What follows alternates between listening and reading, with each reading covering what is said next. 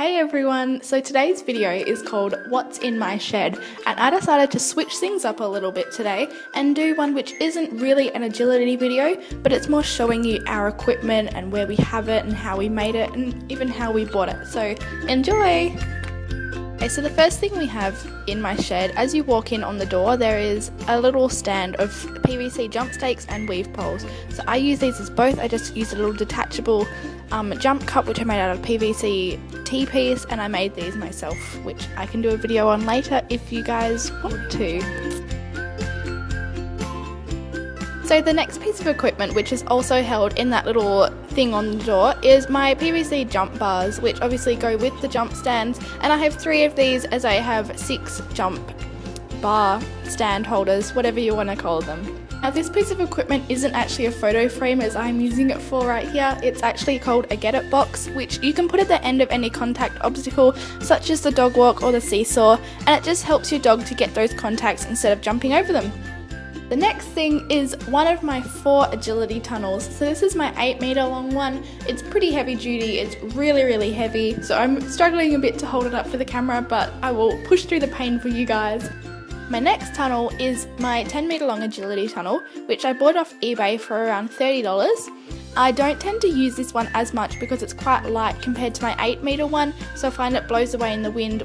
Now last but not least is my 2 little kitty tunnels, which I got off a friend who donated them to me because she knew that I was doing agility.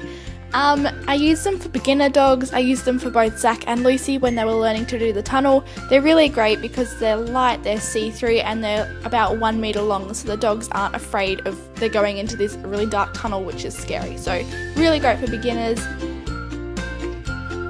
To go with my tunnels, I have 6 sandbags. I'm holding up 2 at the moment, so I made these myself out of like a fake leather fabric and just some other fabric with some Velcro at the tops, and what I do is I just sling them over the 2 ends and the middle of the tunnel, and it holds it down into place.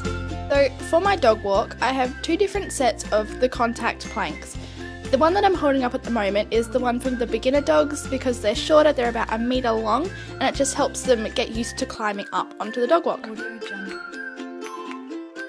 The big chunk of wood that I'm holding up at the moment is the horizontal plank for the dog walk, and these last 2 planks are the experienced contact planks, so they're the ones for the dogs which know how to do the dog walk, and they're longer, they're about 2 meters long, and I made the dog walk myself just using planks of wood off of building sites and a few hinges, and I'm more than happy to show you a DIY video on how to make your own.